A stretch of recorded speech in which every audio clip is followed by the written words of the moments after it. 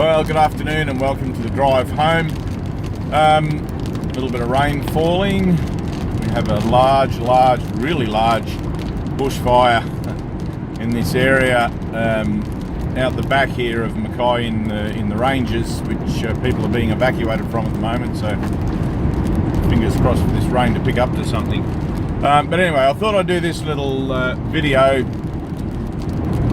because there's a lot of other videos on YouTube at the moment about holographic universe, virtual reality, and a lot of quantum scientists and theoreticians are weighing in on the debate. Even Elon Musk apparently has certain convictions that the world is just an illusion, that it's a hologram or a digital, we're in this kind of virtual thing. And last Christmas I bought one of those, pardon me, I've got the hiccups, bought one of those virtual reality things that you wear where it seems like you're inside the computer game, and Elon Musk is actually referring to this world as a much more advanced version of that. And if you look at how far we've come, even in the days since my childhood, when mobile phones weren't even invented, and such things, the thing you could talk with on Star Trek, which was a fantasy and a space age science fiction movie, and now we have these things. So who's to say in 50 years, 100 years? I mean, that's in my lifetime, in the last 30 years, mobile phones. So the idea that the world is virtual, or the idea that the experience I'm having is not real, right? It's not reality. Is true from a spiritual point of view, right? Forget about the science fiction, forget about everything else, and try to just imagine for a second more about like angels and other dimensions and realms and things like that, right? And I'll try to put it into sort of layman's terms for you. And you might say, well, how does that help me in my 9-to-5 job, and how do I begin to change things in my crappy life to make it a good life, simply by knowing that the world is an illusion and or is not my reality? And it's like, well, just knowing about it doesn't do anything. You can know all the knowledge in the universe, but unless you know how to apply it, or what benefits there are for you in applying it to the same situations and events that show up for you now, it's not going to. What's the point? You're just going to fill your head up with more shit. Right? So this is some very unusual scattered big drops of rain. I've never seen rain like this before. End of the world signs, conspiracy, tinfoil hat. Anyway, let's get back to it. I mean, it's crazy enough, right, that the world's an illusion, or that we're looking at that idea. But you have to ask yourself, well, how do you know it's not real? I mean, what are you comparing it to try and decide that it's not real? And there are certain giveaways and certain experiences that you have that will tell you that it's not real. And one of the things that you can do is begin to make experiments with your own life and your own thoughts to begin to see that there are certain forces at play, or certain patterns at play, like programs, if you want to look at it as a computer image or a computer game style of thing, that you can change, that you can affect by the way you interact with things in the dream or in the illusion. So much like Neo in the Matrix, there were some rules he could bend and some he could break entirely, and some are just like standard, you can't do much with them. So the law of karma, or the rule of karma, which is getting the results of your own thinking, is one of those. And I won't get too much into that in this video, but if you're someone who has the same shit happening to them again and again, and you're just over it all the time, and like, not this again, and when will I be free of this crappy life, then karma is something you really need to look into. Because when you begin to see the repetitive nature of the patterns of the experiences that show up in your life, you can begin to become aware for those patterns, aware for those repetitions, and tune into the the emotional content or the emotional triggers that they have in you and begin to change the way you think about those things based on a new perspective of the world being an illusion. Right? And taking a little leap of faith with me on that. Right? But one of the things that I really like in the spiritual plane, and I call it the spiritual plane, it's just, I'm just bracketing everything together, which encompasses like religious, spiritual, cross-religious study and everything like that. In the whole gamut of things, when you start to look at the ideas of why am I here, what's the world about, what's my purpose, my true purpose, not just here to be a taxpayer, you know, then you start to find common threads in all sorts of things. God is a common thread. The universal matrix is a common thread wherein everything's connected.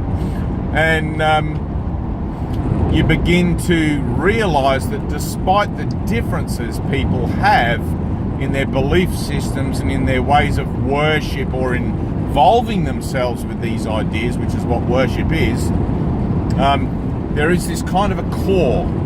Right now, the core, and I'll use the word God, I mean, a lot of people go, oh, don't say that word, it makes me want to turn off the video. Well, fuck, if you turn it off, you turn it off, you know, like there's nothing worse than ignorance based on ignorance.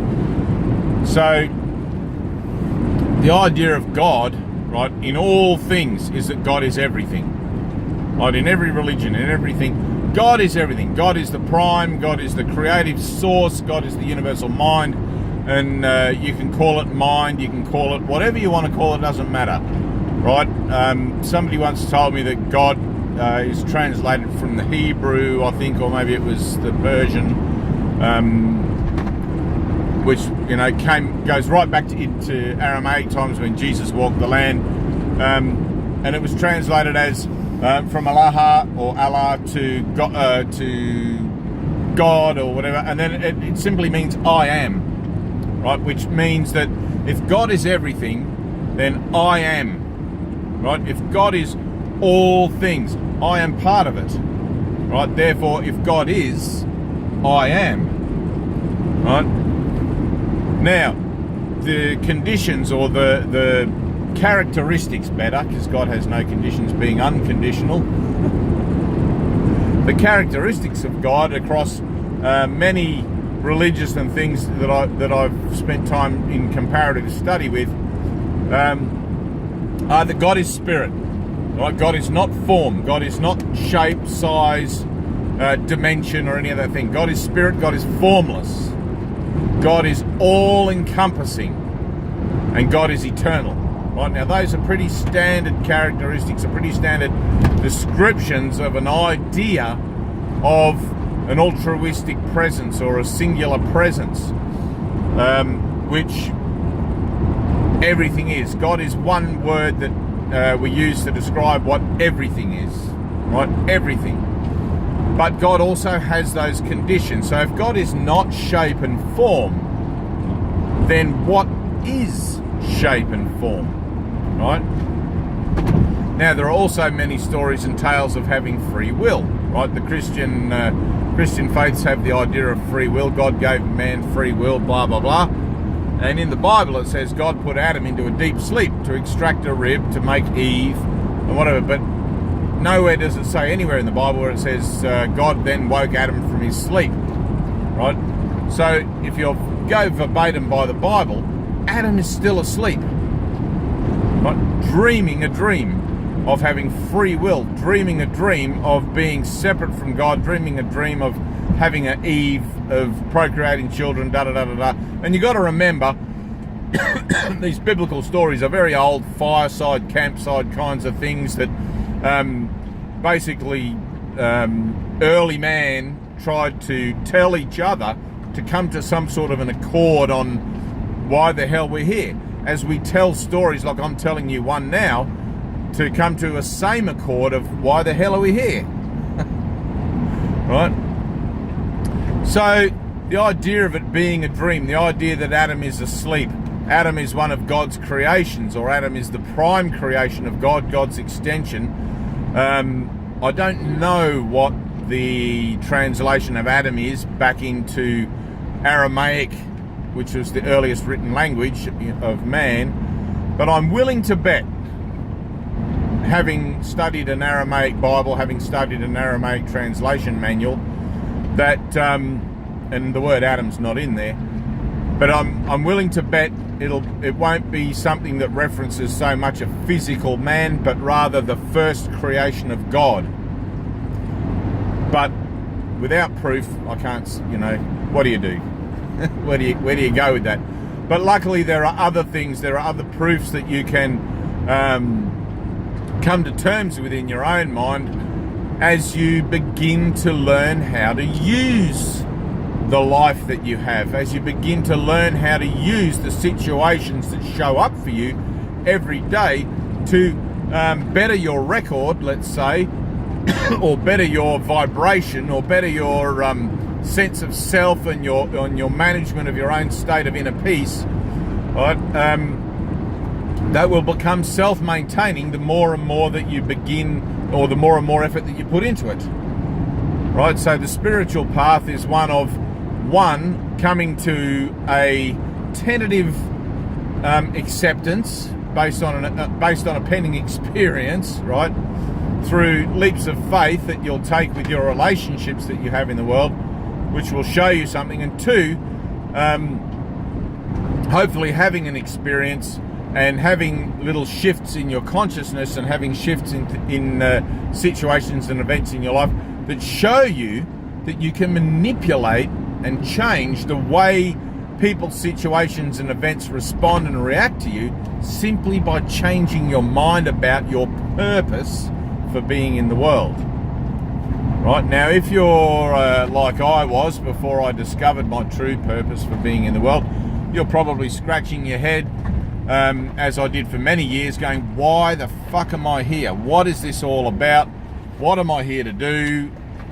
I don't want to work blue collar, break my ass, bust my back, working sheep, cattle, fencing and bloody everything else for the rest of my life, because eventually I'm going to get too old for that and everything else. And there was parts, don't get me wrong, there was parts about it and parts about my job and my life and everything that I loved, but then there was also the shit that went along with it, and I never seemed to be able to escape the shit.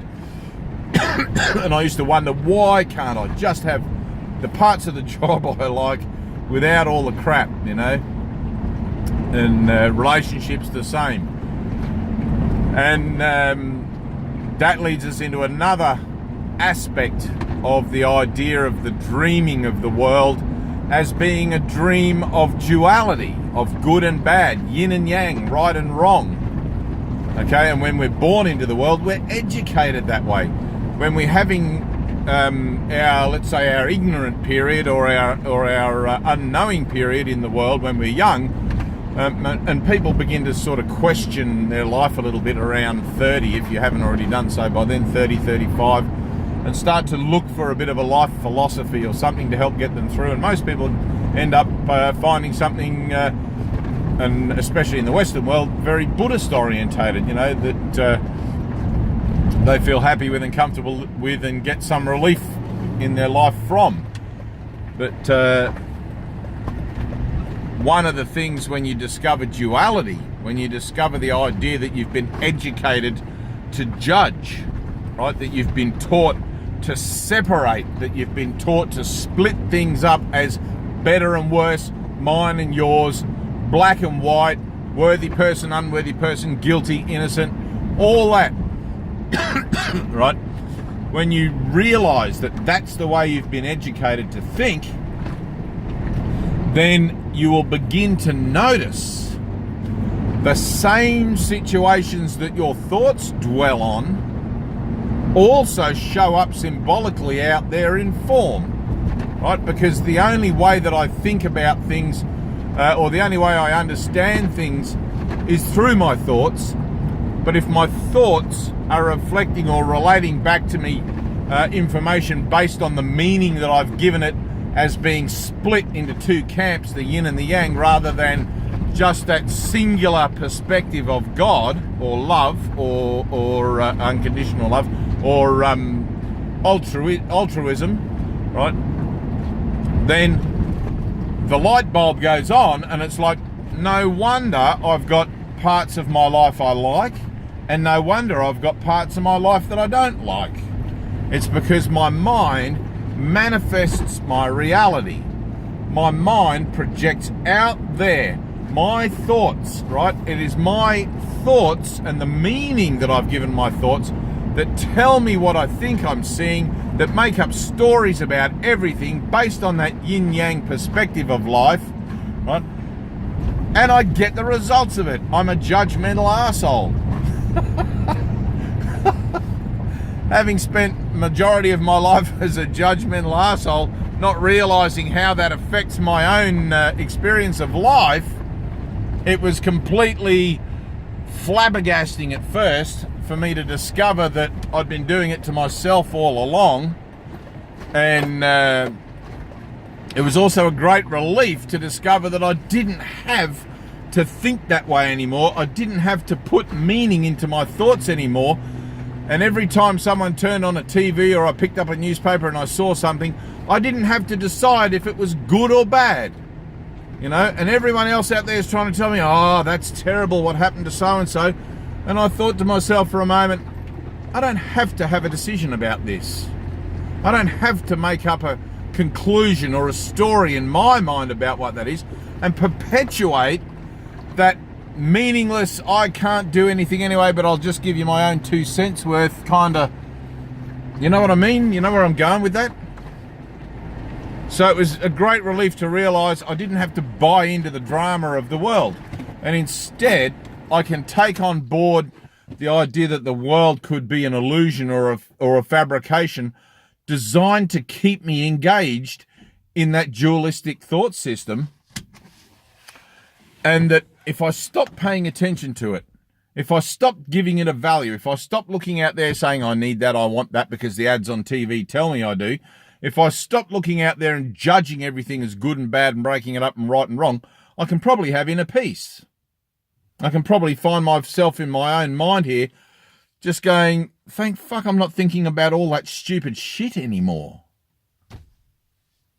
You know? And I'm not saying the shit doesn't happen to me. It does. It still does.